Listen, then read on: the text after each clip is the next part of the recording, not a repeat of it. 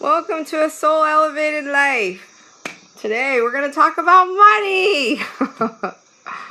I'm on my way to becoming a master of the energy of money. So that means I'm reading a ton of stuff about money and I'm thinking about money 24/7. And I'm reading this book right now. Actually, I'm reading a book called The Energy of Money, but I'm listening to a book called You Are a Badass at Making Money by Jen Sincero. And this woman has such really, really great stories. I highly recommend the book. It's very entertaining in addition to the fact that it's incredibly valuable. And, I've listened to my call with my coach a few times, and I was, yesterday I talked in episode, whatever number it was, about how, money is a conduit, right? It's a way for you to exchange energy, like goods, services, whatever, right? So that you don't have to carry goods and bartering stuff around, and you don't have to trade your horses for a car or whatever it is. And so money is actually a way to make our life easier.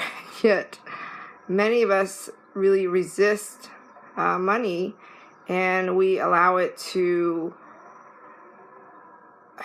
we give it all this negative meaning, all this unnecessary connotation.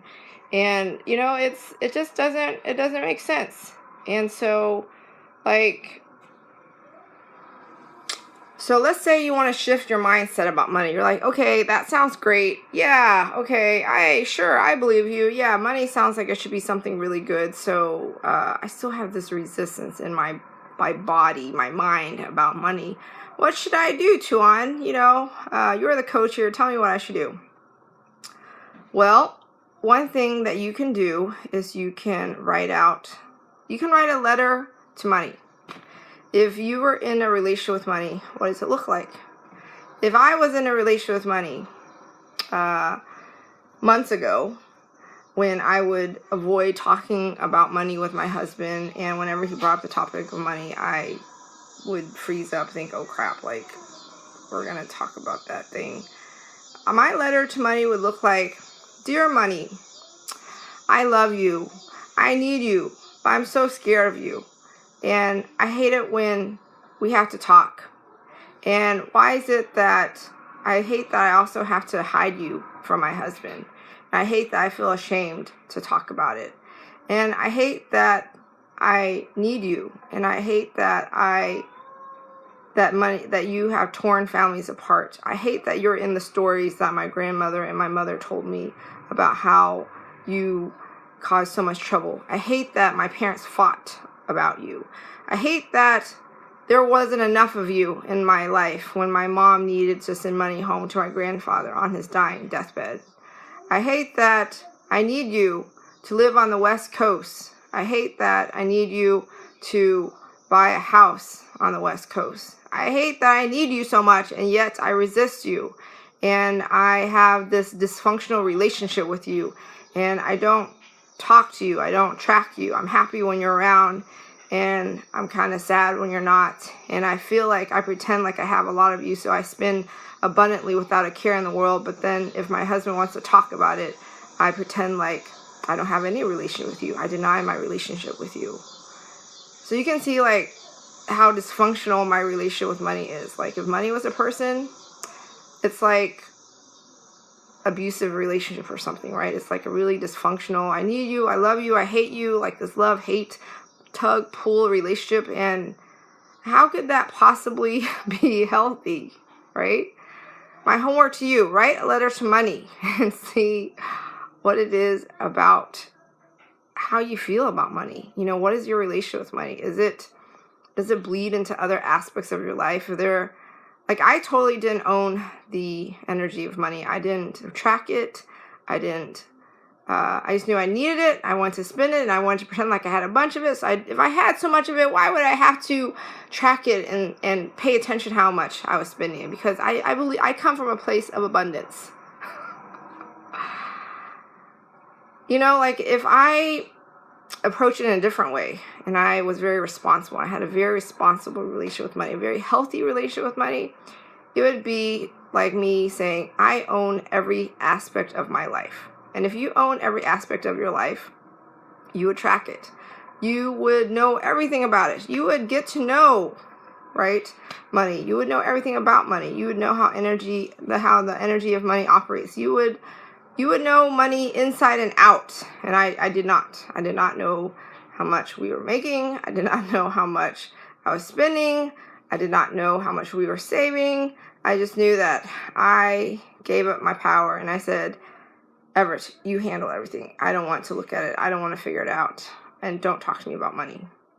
And it was to the point where my husband knew it was such touchy topic for me that he would try to bring it up as low as possible. He knew that it was such a touchy spot that if he brought it up and talked to me about it, then there was the possibility that I would leave him. Like he said that to my mom. He goes, if I harp on about her spending, she might leave me. I think he was half joking, but I think he was kind of half serious because he knew how touchy it was. And I never even told him like how touchy it was. He just could feel my vibe and my energy about money. And, like, how the heck is that healthy? And at one point when we were trying to save money, I was spending all this money on this other stuff. And he was so hesitant to talk to me about it that he was waiting for my spending to get out of control so that he could have evidence to come talk to me about, hey, see this evidence I have right here that you spent so much on this and this and this and this. Like you need to rein it in.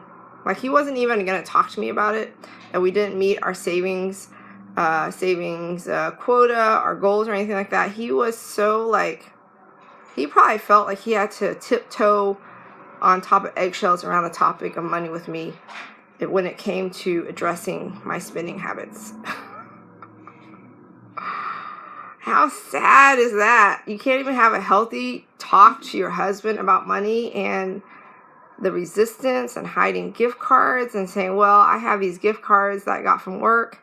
They're not on my paycheck. Technically, I could spend on whatever I want, and Everett would never know, and that's how my relationship with money was. And it was such an unhealthy place.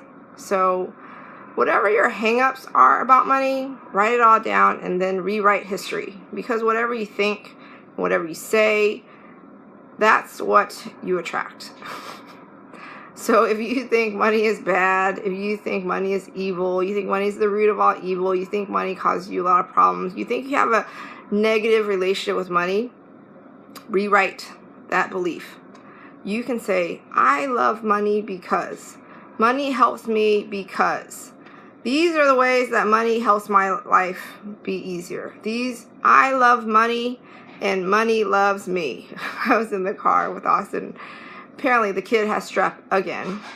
And he doesn't even have a fever or anything. He just had a rash on his belly yesterday when I gave him a bath. And I was like, what is this rash? I was giving him a bath. I'm like, ooh, he has like these bumps all over his back. And I was just like, is this eczema out of control? Like, what is it?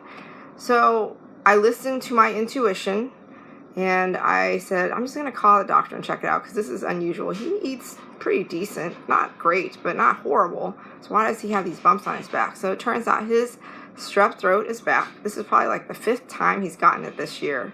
And so after he's off the amoxicillin, 10 days after, he can go in there and get a blood test. And then they're going to tell me a way for me to really figure out what the heck, like if he's a carrier, and if he is, and how we can just eradicate him from this germ for sure. But I was in the car driving him back from the pediatrician's office. And I was like, I love money and money loves me. And Austin laughs in the back seat. And I said, hey, Austin, do you love money? Does money love you? He goes, uh-huh.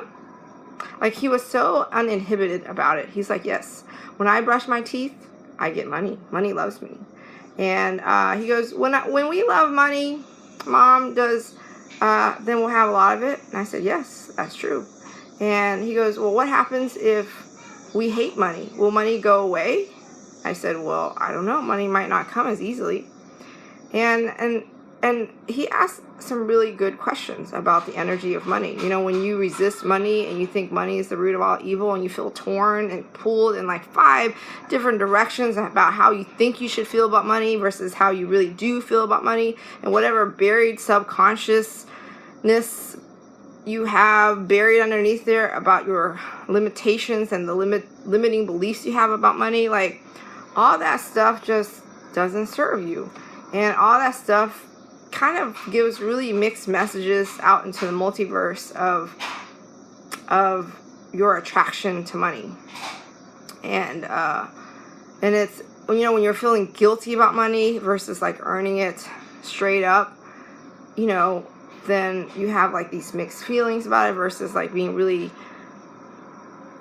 clean and know that the source of the money is very pure. Like if you earn your money and you felt like a fair price, then you feel good about it. But if you felt like you were exploiting people, then you feel kind of guilty about it, possibly. Or if you felt like you charge too little, then you feel kind of crappy because then you feel like you're shortchanging yourself. And so like money is so interesting, right? Like the energy of money is so intriguing. But pick up this book. You Are a Badass at Making Money. Do some of the homework in here. She has some really good stuff. Like she'll say, you know, fill in the blank.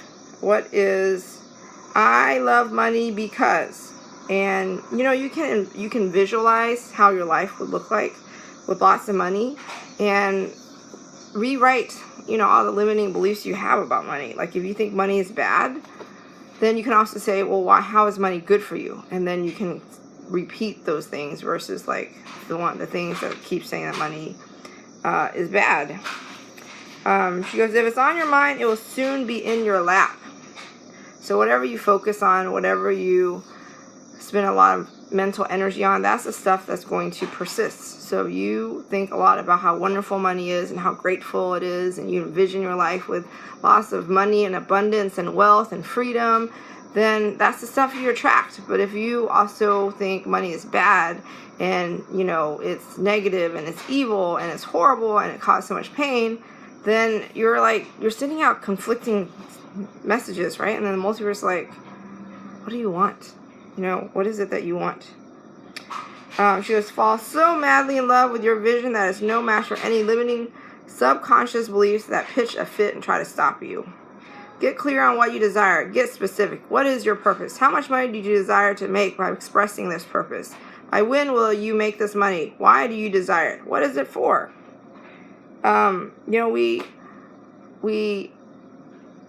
sometimes like we say, yes, I want to be a millionaire. But then we're like, wait, I don't even know what I would do with $1 million. So really think about it, like really bask in it. What would your life look like? Really see it and feel into it and smell into it, and, you know, exercise all your 5 senses into it. What would it taste like? You know, how would the sounds be? How would it feel? And really step into the energy of money. You can even do what Jim Carrey did, and you can write a check out to yourself for $10 million. You can date it 3 years in the future or whatever. And you can, whatever the memo is, you can be like, you can write it for your coaching services or your poetry or your YouTube channel or your book that you wrote or whatever it is. And that's what he wrote. Jim Carrey, he wrote a check out to himself for $10 million, dated 3 years in the future, and put the memo that it was for acting services rendered. And then, in just before the date he written on that check that he put in his wallet, he landed his role in the movie Dumb and Dumber and got paid $10 million for acting services rendered. So I'm not saying that you can just say it, envision it, and then not do anything about it, right? You can't say, I have all these clients and I'm not going to pick up a finger. I'm not going to do any work. I'm not going to build a website. I'm not going to ask for referrals. I'm not going to send out business cards. I'm not going to do the work. Because that's, right? Works without faith. Was it?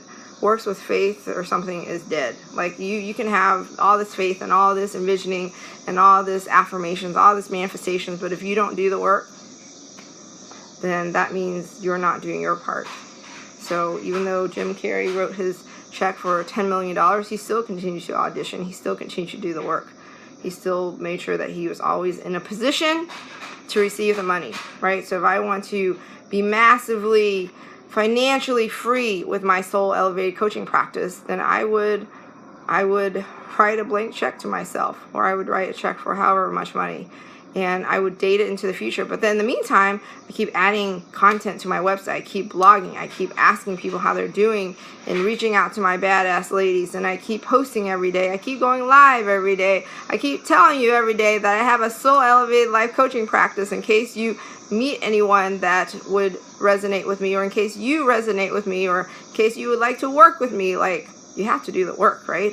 And so I have to I still meditate 4 hours a day. I still journal daily. I still write out my manifestations every morning. I still do my captain's log. I still do my envisioning. Like, I continue to do the work as if there were no tomorrow. And then I also surrender that the universe, the multiverse, will send me all that I'm asking for and attract and put all the right things into all the right places, because I don't know exactly how things will fall into place. I just have faith that it will happen in a beautiful way, even if it's not according to my expectation. And I keep doing the work, and I keep putting myself in position to receive this money. I know, easier said than done. Well, it is time for me to bid you adieu, and I hope that means goodbye. And if you love seeing my content every day, you love hearing me pour this love into you, follow me and like me on my Facebook page called Soul Elevated Life.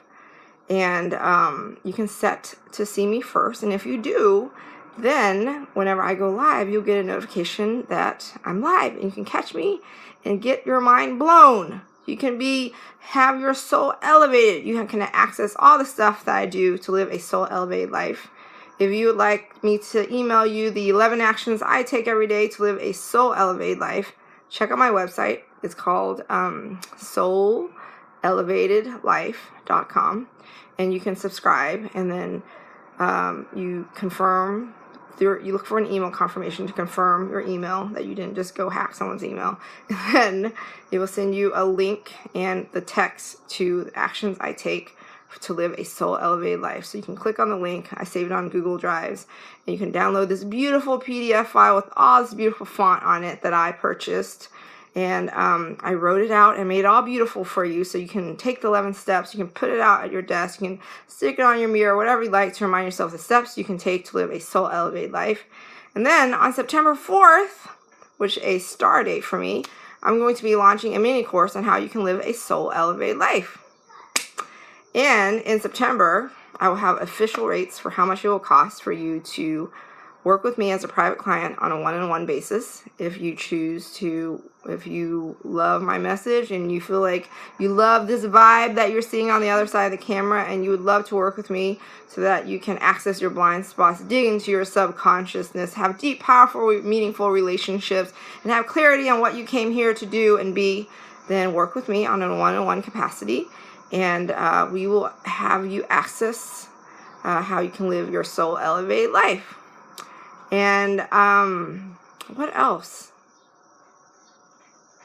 I think that's about it. So do the homework, do the work. Write out the letter to your lover, the energy of money, and see what it looks like, because that's going to be very, very telling. And then once you do, rewrite it, right? If you find any stuff in there that you don't like, rewrite it, relive it, change it. And you can transform your relationship with money, just like you can transform your relation with your spouse or your mom or your sister, your daughter, your son, any loved one. And any person that matters to you. Money is very important to you, very important to me, because money is in every aspect of our life. We need money to thrive.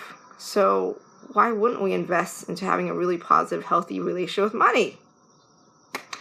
Here's to you living a soul elevated life. I will see you tomorrow.